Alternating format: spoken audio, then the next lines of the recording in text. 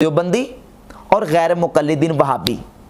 اس کے بعد یہ ہوا کہ انہی دیوبندی فرقے کے علماء کی طرف سے چند ایسی کتابیں وجود میں آئیں جن کتابوں میں رسالت مآب صلی اللہ علیہ وآلہ وسلم کی شان اقدس میں ایسی عبارات لکھی گئیں جو صراحتاً نبی کریم علیہ السلام کی توہین اور حضور کی گستاخی تھی، اور وہ غیر اسلامی عبارات تھیں، اور وہ عبارات جن کو صرف بریلوی جو ہیں وہ گستاخی قرار نہیں دیتے، بلکہ یہ مرزا کا ریسرچ پیپر نمبر 2 ہے، اندھا دھند پیروی کا انجام، اس میں بھی ان عبارات کو مرزا نے باقاعدہ ہیڈنگ دے دے کے ان عبارات کو غیر اسلامی قرار دیا۔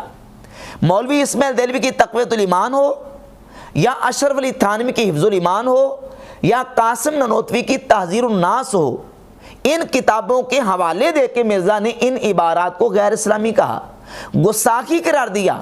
یہ عمل تھا دیوبندی علماء کی طرف سے۔ مثال کے طور پر میں ایک دو عبارتیں پیش کر دیتا ہوں۔ یہ کتاب ہے تحذیر الناس۔ یہ اب مقدمہ آپ خود سمجھیں کہ یہ حسام الحرمین کا جو رد عمل ہوا وہ کیوں ہوا؟ وہ ہوا ان کتابوں کی بنیاد پر۔ یہ کتاب ہے تحذیر الناس۔ اس کتاب کا حوالہ باقاعدہ مرزا نے اپنے ریسرچ پیپر نمبر 2 اندھا دھند پیروی کے انجام میں ذکر کیا۔ اور ایک کتاب اور ہے، یہ ہے حفظ الایمان۔ یہ کتاب اشرف علی تھانوی صاحب کی حفظ الایمان ہے۔ اس کے صفحہ 13 پر نبی پاک صلی اللہ علیہ وآلہ وسلم کے علم غیب کے حوالے سے گفتگو کرتے ہوئے تھانوی صاحب نے یہاں تک عبارت لکھی کہ نبی پاک صلی اللہ علیہ وآلہ وسلم کے علم وافر و کثیر کو جانوروں پاگلوں کے علم کے ساتھ تشبیہ دی۔ یقیناً یہ نبی کریم علیہ السلام کے علم کی توہین اور گستاخی ہے۔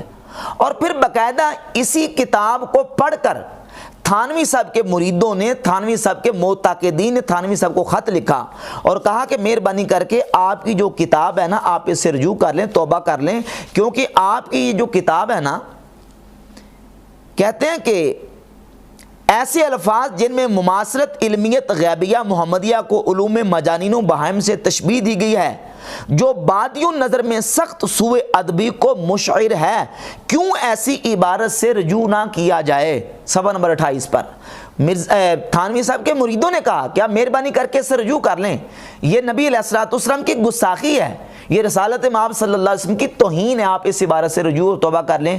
لیکن تھانوی صاحب نے اپنی اس عبارت سے رجوع اور توبہ نہیں کی۔ ایک عبارت۔ دوسری عبارت جس کو مرزا نے خود ذکر کیا ہے وہ عبارت ہے، یہ کتاب ہے جی براہین قاطعہ، خلیل احمد سہارنپوری کی کتاب، اور اس براہین قاطعہ کے صفحہ نمبر 55 پر لکھا ہے کہ نعوذ باللہ نبی پاک صلی اللہ علیہ وآلہ وسلم کے علم سے شیطان کا علم زیادہ ہے۔ اب شیطان کے علم کو نبی کریم علیہ السلام کے علم سے زیادہ کہنا کیا حضور کے علم کی توہین نہیں ہے؟ نبی علیہ السلام کے علم پاک کی گستاخی نہیں ہے؟ اب جب یہ عمل ہوا، رسالت مآب صلی اللہ علیہ وسلم کی شان میں توہین اور گستاخی کی گئی، اب مجھے بتائیں کہ اس گستاخی اور توہین پر کیا ان کے گلے میں پھولوں کے ہار ڈالے جاتے ہیں؟ کیا ان کو شاباش دی جاتی؟ کیا ان کو اپریشیٹ کیا جاتا؟ نہیں، بلکہ جو امام احمد رضا بریلوی رحمۃ اللہ کا فریضہ تھا انہوں نے اپنا فریضہ ادا کیا۔ اور اس سے پہلے میں ایک اور بات بھی کروں گا، پہلے ایک عبارت میں آپ کے سامنے پیش کر لوں۔ یہ کتاب ہے تحذیر الناس۔ بانی دارالدیوبند مولوی قاسم نانوتوی، جن کو دیوبند کا بانی ڈکلیئر کیا جاتا ہے، اپنی اس کتاب تحذیر الناس میں ختم نبوت کے حوالے سے انہوں نے جو گفتگو کی ہے، ایک سوال کا جواب دیا۔ سوال کیا ہوا؟ سوال اصل میں یہ ہوا کہ ایک اثر اور ایک روایت ملتی ہے کتابوں میں جو سیدنا عبداللہ ابن عباس رضی اللہ تعالی عنہ کی طرف منسوب ہے، ہم تو اس کو موضوع اور جعلی قرار دیتے ہیں اس روایت کو۔ اور وہ روایت یہ ہے کہ 7 آسمان ہیں اور 7 زمینیں ہیں، اور جس طرح اس زمین پر نبی کریم صلی اللہ علیہ وآلہ وسلم کی ذات اقدس اور حضور سے پہلے نبی آدم علیہ السلام، نوح علیہ السلام، ابراہیم علیہ السلام، موسیٰ علیہ السلام، عیسیٰ علیہ السلام آئے ہیں اور حضور علیہ السلام موجود ہے۔ اسی طرح باقی 6 زمینوں میں بھی جو اس زمین کے علاوہ ہیں، وہ ایک آدم ہے تمہارے آدم کی طرح، ایک نوح ہے تمہارے نوح کی طرح، ایک عیسیٰ ہے تمہارے عیسیٰ کی طرح، اور ایک محمد ہے تمہارے محمد کی طرح صلی اللہ علیہ وآلہ وسلم۔ اب یہ روایت ملتی، تو اس روایت کے مطابق جو ہے وہ تو اگر اس کو صحیح مان لیا جائے اور صحیح مان کے اس کے ظاہر پر اس کو محمول کیا جائے تو اس کا مطلب یہ نکلے گا کہ نبی کریم علیہ الصلوۃ والسلام کی موجودگی میں باقی 6 زمینوں میں بھی اور نبی حضور کی طرح موجود ہیں۔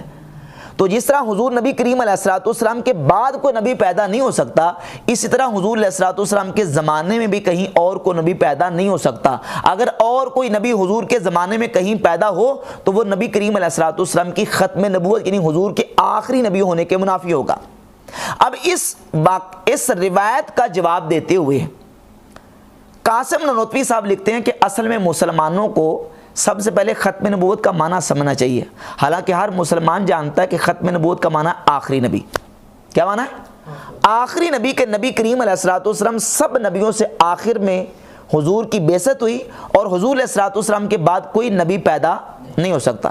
نہ حضور کے زمانے میں کوئی نبی پیدا ہو سکتا ہے اور نہ ہی حضور علیہ الصلوۃ والسلام کے بعد کوئی نبی پیدا ہو سکتا ہے۔ یہ مسلمانوں کا عقیدہ ہے۔ لیکن قاسم نانوتوی صاحب اپنی کتاب کے شروع خطبہ میں لکھتے ہیں کہ بات حمد و صلات کے قبل عرض جواب یہ گزارش ہے کہ اول معنی خاتم النبیین معلوم کرنے چاہیے۔ سب سے پہلے خاتم النبیین کا معنی معلوم کرنا چاہیے تاکہ فہم جواب میں کچھ دقت نہ ہو۔ سو عوام کے خیال میں تو رسول اللہ صلی اللہ علیہ وآلہ وسلم کا خاتم ہونا بئی معنی ہے کہ آپ کا زمانہ انبیاء سابق کے زمانہ کے بعد اور آپ سب میں آخری نبی ہیں، مگر اہل فہم پر روشن ہوگا کہ تقدم یا تأخر زمانی میں بالذات کچھ فضیلت نہیں۔ وہ کہتے ہیں آخری نبی ہونا اور حضور کا آخر میں آنا یہ فضیلت کی بات ہی نہیں ہے، یہ عوام کا خیال ہے۔ حالانکہ مسلمانوں کا عقیدہ ہے کہ نبی کریم صلی اللہ علیہ وآلہ وسلم آخری نبی ہیں اور حضور علیہ الصلوۃ والسلام کے بعد کوئی نبی پیدا نہیں ہو سکتا۔ اب اسی کتاب کے صفحہ نمبر 65 پر نانوتوی صاحب لکھتے ہیں کہ بلکہ اگر بالفرض آپ کے زمانے میں بھی کہیں اور کوئی نبی ہو، جب بھی آپ کا خاتم ہونا بدستور باقی رہتا ہے۔ کہتے ہیں حضور کے زمانے میں بھی کوئی نبی ہو تو پھر بھی حضور کا خاتم ہونا بدستور باقی رہتا ہے۔ اور صفحہ نمبر 85 پر لکھتے ہیں بلکہ اگر بالفرض بعض زمانہ نبوی صلی اللہ علیہ وسلم کوئی نبی پیدا ہو تو پھر بھی خاتمیت محمدی میں کچھ فرق نہ آئے گا، نعوذ باللہ تعالی۔ حالانکہ حضور نبی کریم علیہ الصلوۃ والسلام کے بعد اگر کوئی نبی پیدا ہو تو حضور کی ختم نبوت میں فرق آئے گا، پھر حضور آخری نہیں رہیں گے، کیونکہ آخری نبی کا مطلب یہ کہ حضور کے بعد کوئی نبی پیدا نہیں ہونا۔ اگر حضور کے بعد کوئی نبی پیدا ہوتا ہے تو نبی پاک علیہ الصلوۃ والسلام پھر آخری نبی نہیں رہیں گے۔ اس لیے یہ کہنا کہ حضور کے بعد کوئی نبی پیدا ہو تو حضور کی ختم نبوت میں فرق نہیں آتا ہے۔ لہذا یہ عقیدہ رکھنا بالکل اسلامی عقیدہ نہیں ہے، بلکہ یہ غیر اسلامی عقیدہ ہے جو انہوں نے اپنی کتاب تحذیر الناس میں بیان کیا۔ اور تعجب کی بات یہ ہے کہ ان تمام عبارات کو حفظ الایمان اور جو ہے وہ تحذیر الناس کی عبارات کو محمد علی مرزا نے اپنے اس ریسرچ پیپر نمبر 2 میں اندھا دھند پیروی کے انجام میں ذکر کیا ہے اور ان عبارات کو غیر اسلامی قرار دیا۔ اب دوگلا پالیسی کا آپ اندازہ کریں کہ ایک طرف ان عبارات کو غیر اسلامی قرار دے رہا ہے، توہین قرار دے رہا ہے، گستاخی قرار دے رہا ہے، جب یہ عبارتیں توہین رسالت مآب صلی اللہ علیہ وسلم پر مشتمل ہیں، حضور کی گستاخی ہیں، غیر اسلامی عبارتیں ہیں، تو اب مجھے بتاؤ کہ ایسی غیر اسلامی عبارتوں کے لکھنے پر کیا ایسے لوگوں کے گلوں میں پھولوں کے ہار ڈالے جاتے، ان کو شاباشی دی جاتی، ان کو اپریشیٹ کیا جاتا، یا کہ ان پر جو شرعی تقاضا تھا اور شرعی ان پر حکم آتا تھا اس کو پورا کیا جاتا؟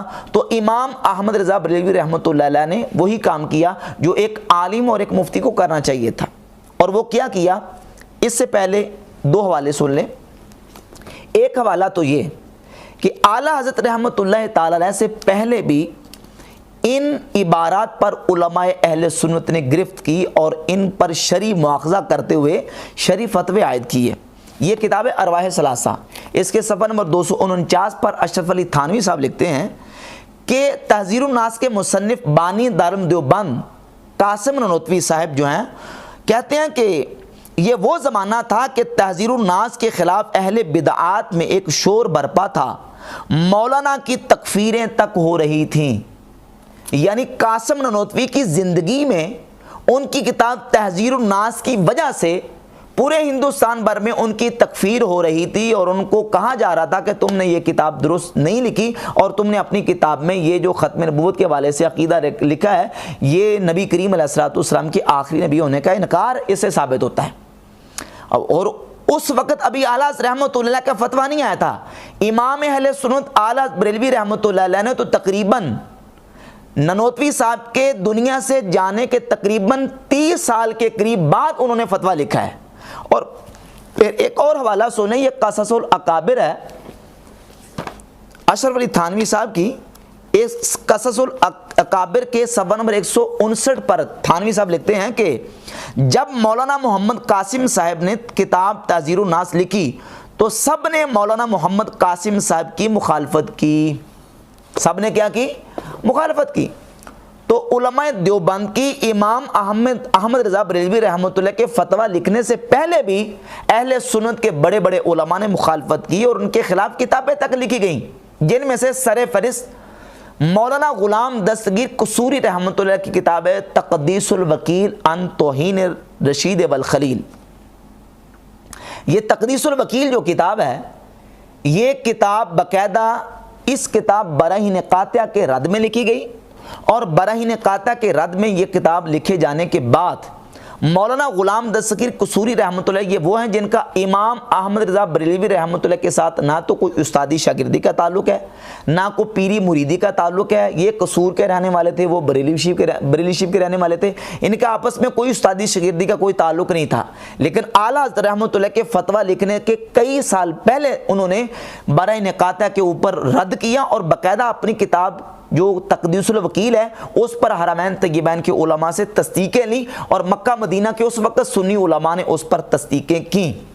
اچھا، اب جب علماء دیوبند نے یہ عمل کیا، ان کتابوں کی صورت میں غیر اسلامی عبارات اپنی کتابوں میں لکھی، تو پھر اعلیٰ حضرت امام احمد رضا بریلوی رحمۃ اللہ علیہ نے 1905 میں جب حج پر گئے تو اپنی کتاب المعتمد المستند، یہ کتاب انہوں نے لکھی تھی المعتمد المستند۔ اس کتاب کو 1905 میں حرمین طیبین کے علماء کے سامنے پیش کیا، اور اس وقت مکہ اور مدینہ شریف کے اندر جو بڑے بڑے فقہ شافعی کے، مالکی کے، فقہ حنفی کے اور فقہ حنبلی کے بڑے بڑے مدرسین علماء اور شیوخ الحدیث موجود تھے، مفتیان کرام موجود تھے، ان کے سامنے ان دیوبندی کتابوں کو رکھا اور کتابوں کو رکھ کر ان کے سامنے اپنی اس کتاب میں لکھے ہوئے فتوے کو رکھا کہ میں نے ان عبارات پر یہ شریف فتویٰ عائد کیا ہے، اس پر آپ اپنی تصدیقات ثبت فرمائیں۔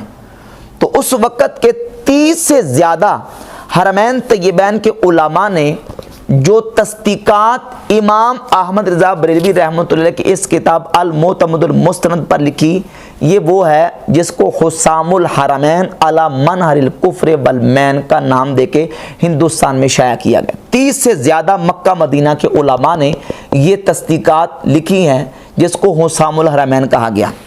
اب یہ حرمین طیبین مکہ اور مدینہ کے علماء کی تصدیقات اور ان کے فتاوے ہیں جو کہ دیوبندی بڑے بڑے اکابر علماء کی جو گستاخانہ اور غیر اسلامی عبارات تھیں ان پر شریف فتوے دیے گئے۔